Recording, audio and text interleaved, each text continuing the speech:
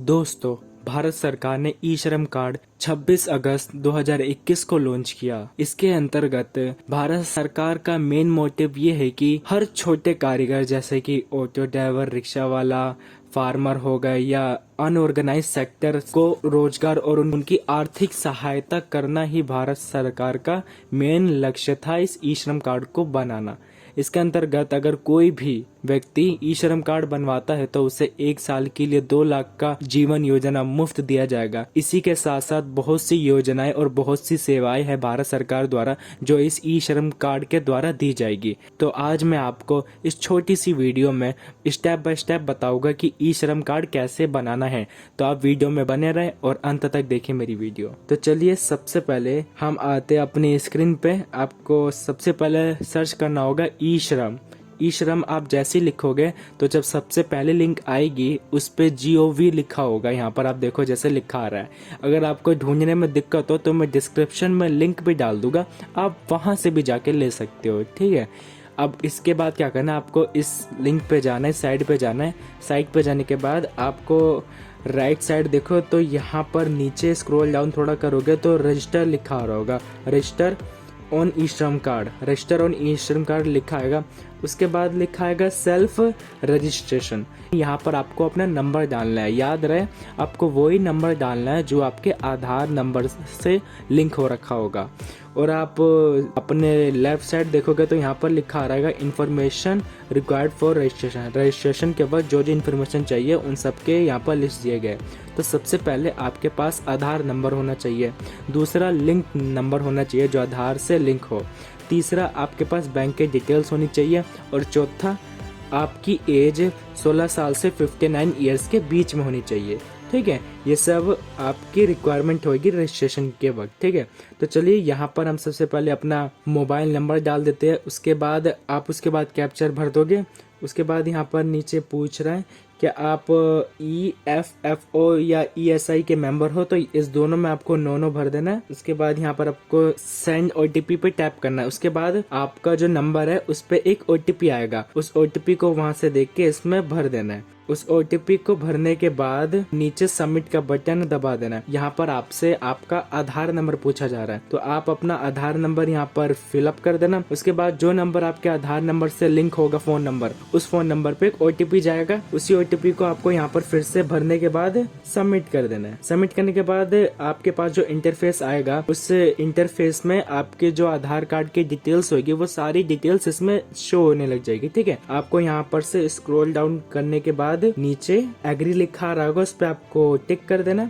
उसके बाद आपको फिर यहाँ पर continue to enter other details पे क्लिक कर देना है, ठीक है। उसके बाद आपसे यहाँ पर कुछ आपकी पर्सनल डिटेल्स पूछी जाएगी, उसको आपको फिलअप करना है। आपको सबसे पहले अपना रजिस्ट्रेशन मोबाइल नंबर डाल देना है। फिर आप उसके बाद इमरजेंसी मोबाइल नंबर डालो ना डालो कोई दिक्कत नहीं है। उसके बाद आपको अपनी ईमेल ID डालनी है। उसके बाद आपको मैरिज स्टेटस डालना है कि आप मैरिड हो कि नहीं हो। उसके बाद आपको यहाँ पर अपना फादर नेम डालना है। उसके बाद आपकी कैटेगरी डालनी है। उसके बाद आपको ब्लड ग्रुप सेलेक्ट करना है।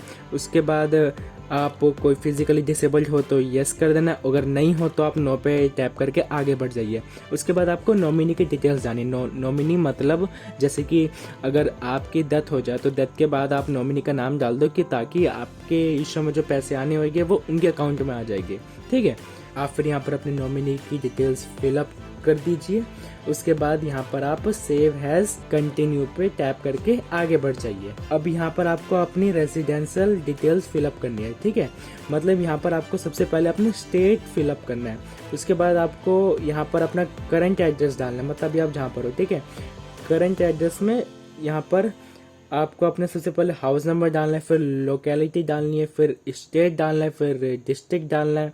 उसके बाद आपको सब डिस्ट्रिक्ट या फिर तहसील डालना है। उसके बाद आपको अपना पिन कोड डालना है। ये सब डालने के बाद उसके साथ साथ यहाँ पर लिखा रहा है स्टेइंग एट करंट लोकेशन, मतलब आप कितने सालों से यहाँ पर रह रहे हो, ठीक है। उस ईयर को डाल दो। ईयर डालने के बाद अगर आप माइग्रेट वर्कर हो तो यस पे टिक करिए, नहीं हो तो नो पे टिक करिए। उसके बाद जो आपका एड्रेस है वो आपका परमानेंट एड्रेस है तो वो टिक करके आगे बढ़िए, और नहीं हो तो इस पे बिना टिक करे अपनी डिटेल्स फिलअप करने के बाद सेव एज कंटिन्यू पे टैप करके आगे बढ़ जाइए। उसके बाद यहाँ पर ये आपसे आपकी रजिस्ट्रेशन फॉर्म की इन्फॉर्मेशन पूछेगा। ठीक है, आपको यहाँ पर अपनी एजुकेशन क्वालिफिकेशन डालनी है। एजुकेशन क्वालिफिकेशन डालने के लिए आपको यहाँ पर अपनी आपके जो क्वालिफिकेशन है आपको वो डाल देनी है। उसके बाद एजुकेशन सर्टिफिकेट ना भी डालो तब भी चल जाएगा। आपको फिर मंथली इनकम स्लैब डालनी है कि आपकी मंथली इनकम कितनी होती है। ठीक है, उसके बाद यहाँ पर आपको इनकम सर्टिफिकेट डालो ना डालो कोई दिक्कत नहीं। ठीक है, उसके बाद यहाँ पर आपसे पूछा जा रहा है ऑक्यूपेशन स्किल्स। ठीक है, कि आपका काम क्या है। ठीक है, काम में देखो यहाँ पर प्राइमरी ऑक्यूपेशन लिखा आ रहा है, तो यहाँ पर आपको साइड में आई बटन दिख रहा है। इस आई बटन पे टैप करने के बाद आपके पास एक स्क्रीन खुल जाएगी। उस स्क्रीन में जा करके आप अपना ऑक्यूपेशन सेलेक्ट करके उसे यहाँ पर फिलअप कर दीजिए।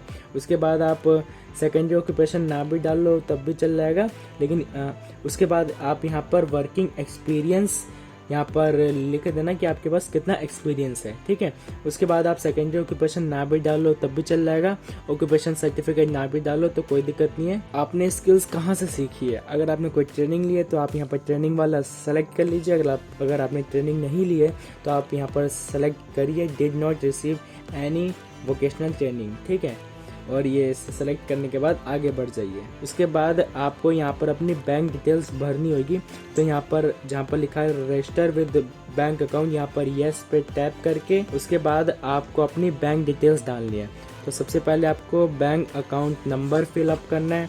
उसके बाद यहाँ पर अपनी जो बैंक डिटेल्स है जैसे जैसे लिख के आ रही है वैसे वैसे आप फिलअप करने के बाद सेव हैज कंटिन्यू पे टैप करके आगे बढ़ जाइए। उसके बाद आप देखोगे कि आपका जो फॉर्म है आप वो जितनी भी इंफॉर्मेशन है उसे पूरे अच्छे से चेकआउट कर लीजिए कि सही है। सही के बाद उसके बाद यहाँ पर जो बॉक्स है उस पर क्लिक करने के बाद सबमिट पे क्लिक करिए और आगे बढ़ जाइए। उसके बाद आपका ई श्रम कार्ड आपके सामने आ जाएगा। उस ई श्रम कार्ड को आप डाउनलोड करना है। यहाँ पर नीचे टैप मत करना, पहले आप डाउनलोड यूएन कार्ड पे टैप करने के बाद कुछ करना है। ठीक है, इसे डाउनलोड कर लेना और पीडीएफ से इसे बाहर निकलवा के एक सॉलिड फॉर्म में बना के अपने पास रखना। देखा जाए तो भारत सरकार का मेन मोटिव यही था, क्योंकि उनके पास कोई इन्फॉर्मेशन नहीं थी छोटे लोगों की, छोटे जो पॉवर्टी लाइन से नीचे लोग हैं। अब उनके पास एक डॉक्यूमेंट आ चुका है। कल के दिन अगर कुछ भी दिक्कत होती है, उन्हें आर्थिक सहायता देनी पड़ी सरकार को, तो वो सीधा ई श्रम कार्ड के द्वारा ही वो हमें सहायता दे देगी। ठीक है, अगर आपको मेरी वीडियो अच्छी लगे तो मेरे चैनल को सब्सक्राइब करना। यहाँ साइड में लोगो है, इस पर टैप करके मेरे चैनल को आप सब्सक्राइब कर देना, ताकि मैं आगे भी ऐसे फॉर्म फिलअप की वीडियो डालता रहता हूँ। धन्यवाद।